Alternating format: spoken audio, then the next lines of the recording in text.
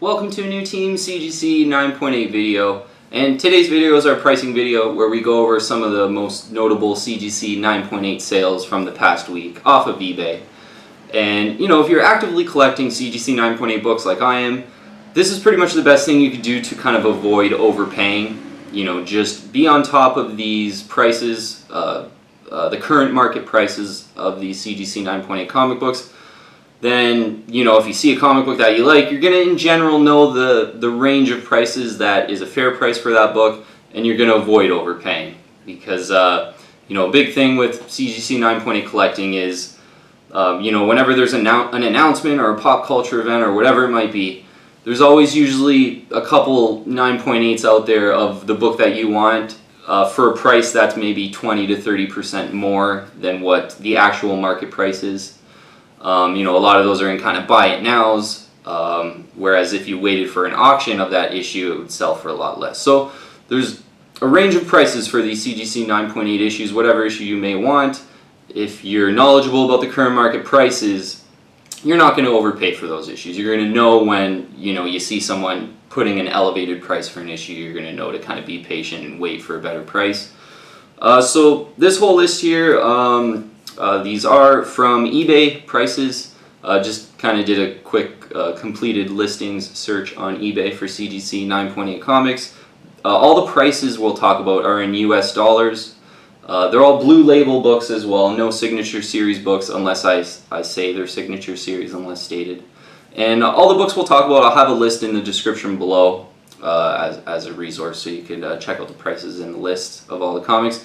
And generally on these videos, and just on this channel in general, we kind of stick to mostly 80s and 90s comics. You know, the CGC 9.8s in the 80s and 90s are still somewhat affordable, even though they're, you know, they're rare and I love them as investments, they're still somewhat affordable. Whereas in the 70s, they just become very rare and not affordable. And there's a couple of modern books as well on the list too, but mostly 80s and 90s books, just because, you know, like I said, the ones in the 70s almost pretty much out of my price range and most people's price range. Let's get to the list here though. So Batman number 404. This is a book on my want list video that I did a couple videos ago. I sort of had this book on my secondary want list as, you know, if it popped up in Canada on a really good deal, I'd probably take a stab at it. So, but a Batman 404 did sell for 131 US dollars. A Batman 404 in the CGC 9.8. And, you know, really cool book, year one, part one, really cool cover, and, you know, not going to break the bank. I think this is a really good book if you're still on a budget but you want kind of a good investment grade book. I think Batman 404 is a really good one. For 131 bucks, pretty good price. You might be able to get it a little bit cheaper if you were really patient, but that actually is a pretty good price. So next book here, Amazing Spider-Man 361. So I brought mine out, first Carnage. A couple of these sold this week, and this is a good example of sort of the range of prices that I was talking about. Because for Amazing Spider-Man 361, one sold for $535, and another one sold for $399. And, you know, Amazing Spider-Man 361, there's so many of them. This is an early 90s comic. During the early 90s, comics were so well printed and well collected. There are a lot of CGC 9.8 first Carnages. So this is a book that you can be really patient on. You know, there's really no reason to pay $535 for this book. One sold for $399. That is basically the fair price. You see a lot of like 1 week auctions for Amazing Spider-Man 361 in the CGC 9.8. A lot of them end about, you know, $395, $405, $399 in that range. So again, this is a good example. No reason to pay $535 for this book. There's so many of them. You be patient. An auction comes along. You pay $400 for it. Save $135. But Amazing Spider-Man 361, a book I would still recommend, even though there's so many on the CGC 9.8. There's so many CGC 9.8s on the census. Still, first Carnage, so popular. You know, popular than almost any other key issue from that era. So still one I would recommend because the demand is just so much. An Uncanny X-Men Annual number 14 sold. And this is a kind of a pretty cool, underappreciated, underfollowed issue. It's the first cameo of Gambit. So, you know, maybe if you can't afford like a Uncanny X-Men 266, this would be a really good alternative to that. Uncanny X-Men Annual number 14 sold for $145, and that's the first cameo of Gambit. And kind of a really cool underfollowed issue. Next issue is a comic book of the moment, I would say, and it's a good illustration of what I wouldn't recommend to do when you're investing in comic books. So, Savage She-Hulk number 1. I got 4 prices here that sold, but I think there was maybe 10 or more that sold when I was looking. Obviously, Marvel announced that one of their Disney Plus series is going to be She-Hulk. So, with that, you know, all the collectors that had purchased a She-Hulk put their She-Hulks on the internet for inflated prices, as what normally happens when there's kind of a big announcement. So 4 prices went for Savage She-Hulk. One went for $559, one went for $550, one went for $574, and one went for $500. Now, literally 2-3 weeks ago, in these same pricing videos that we do every Sunday, many Savage She-Hulks CGC 9.8 sold for $350. So just because this announcement came out 2 days ago, is it now worth $200 more? I don't personally think so.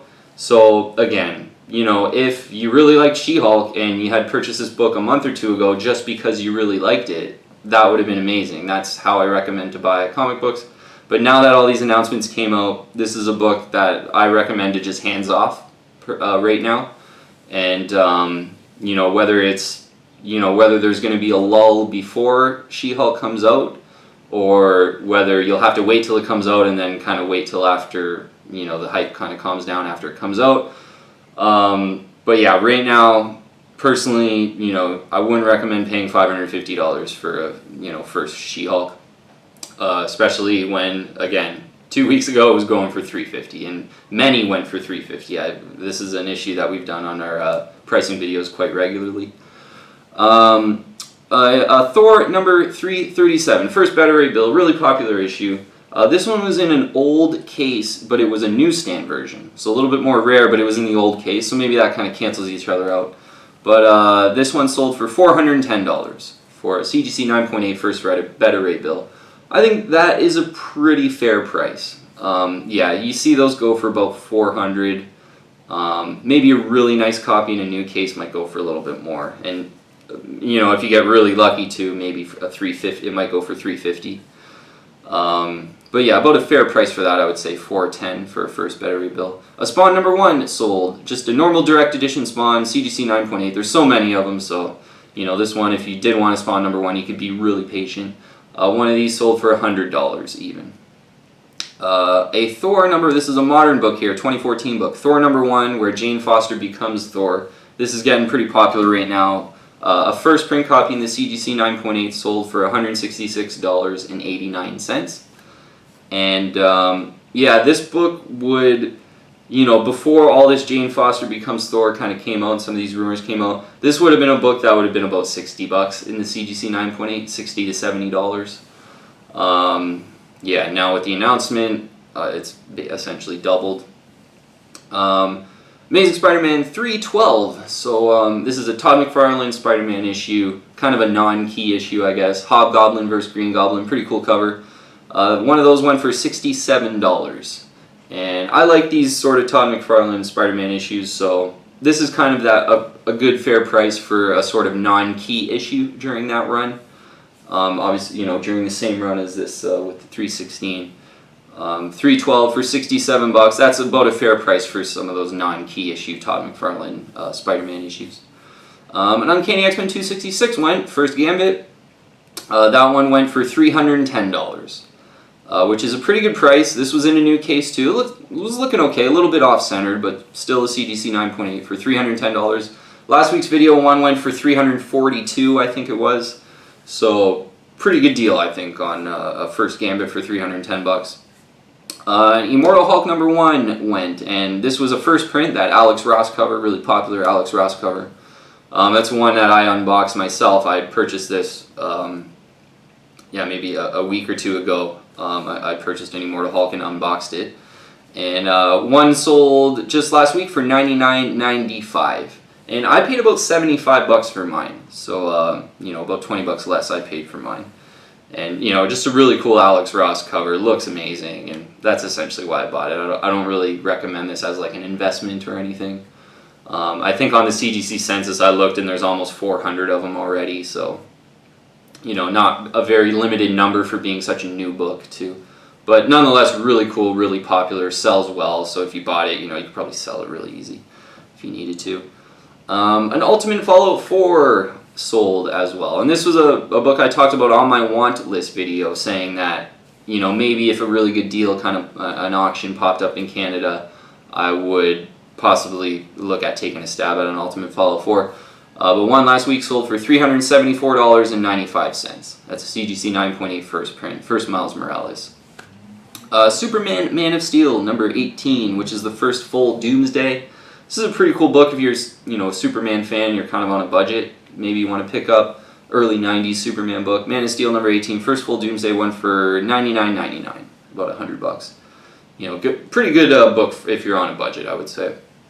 An Uncanny X-Men number 125, and that's the sort of Phoenix, you know, the Phoenix cover where she's all phoenixed out on the front cover.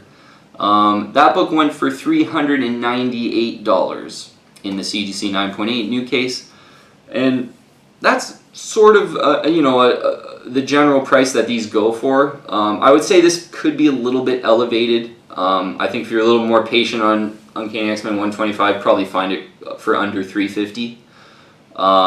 You know, especially considering last week an Uncanny X-Men 141, which is first Days of Future Past, first Rachel. One of those sold for $350. So is Uncanny X-Men 125, which is not even really a key. Is that worth $400? Essentially $398. Probably not. I would say that's probably about a $50 overpay, but still a really cool book in the CGC 9.8. Whatever, $50 more, not too bad if you really want it. Amazing Spider-Man 316. So just like this one, sold for a really good price, I think, of $249.99. That's pretty much almost rock bottom, I would say, on this Amazing Spider-Man 316. So it's a really popular issue, so they sell quite often. There's quite a lot of them, but I've seen, you know, quite a few of these sell for like $270, $280, $290. So $249.99 I think is a pretty decent deal for Amazing Spider-Man 316. Certainly, if you're a Venom fan, I would recommend that book. I think I have one, obviously. An Amazing Spider-Man 299 also sold, so another Todd McFarlane Spider-Man. $299. Personally, I'd probably recommend $298 over $299 if you had to kind of pick and choose between them.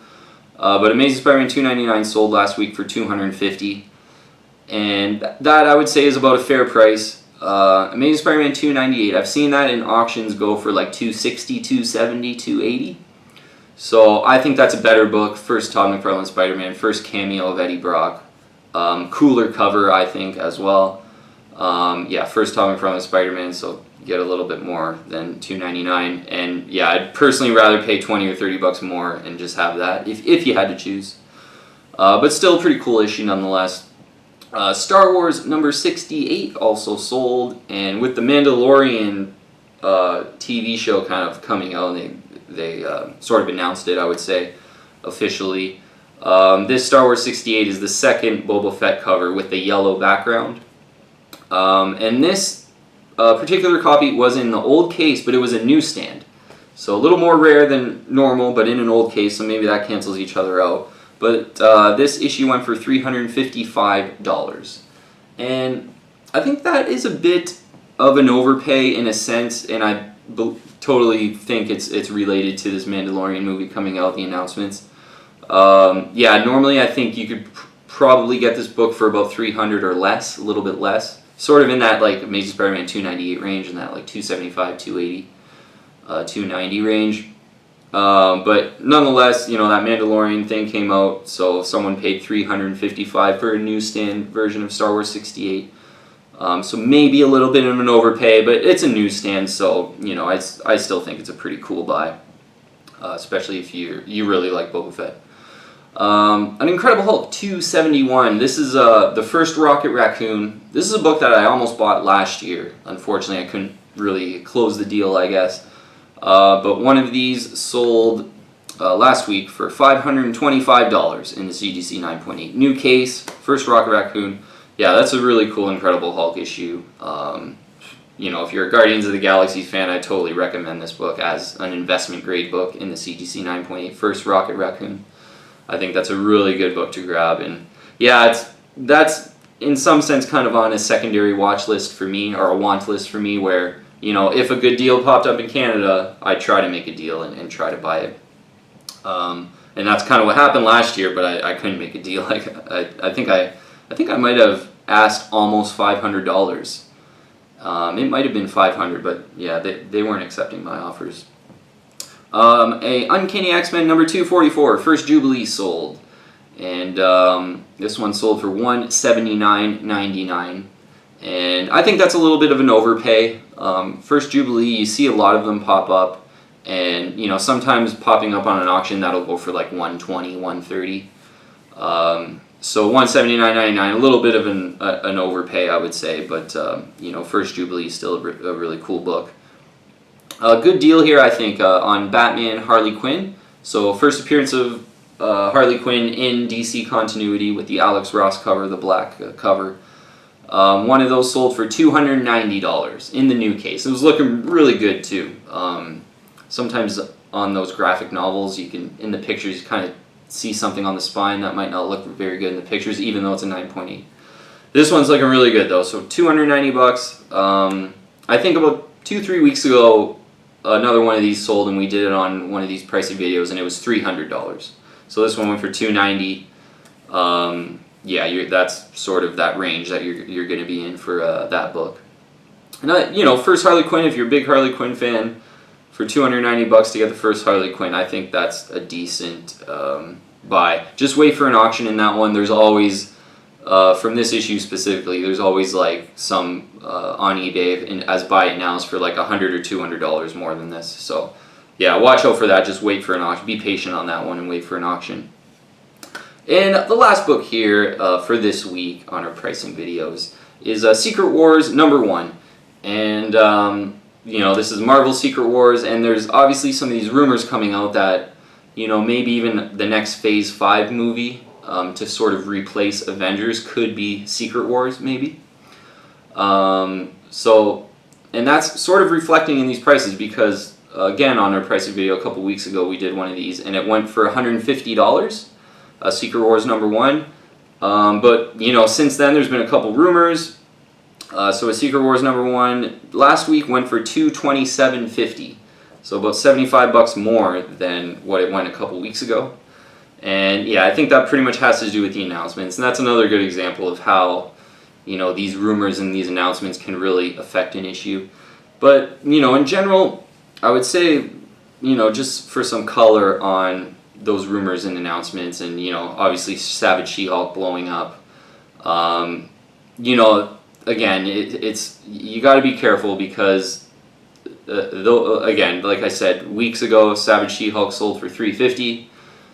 I think it was 3 days ago, maybe, Marvel announced that She-Hulk was going to be on Disney Plus, a Disney Plus series, I believe it is. It might be. Is it a movie? I don't know, a movie or a Disney Plus series. I might have missed the exact, but just that announcement put the CGC 9.8 $200 more than it normally would be, and yeah, personally, I don't think that's like a permanent thing at all. Like, once these as I said, once the announcement kind of calms down a little bit, there's probably going to be a lull before the She-Hulk series comes out, and yeah, again, I could see this issue easily getting down to maybe like 400, 450-ish area, and then maybe when She-Hulk comes out again, it could pop back up, but before, you know, with these announcements and with these movies and trailers and everything, you want to position yourself before the hype starts.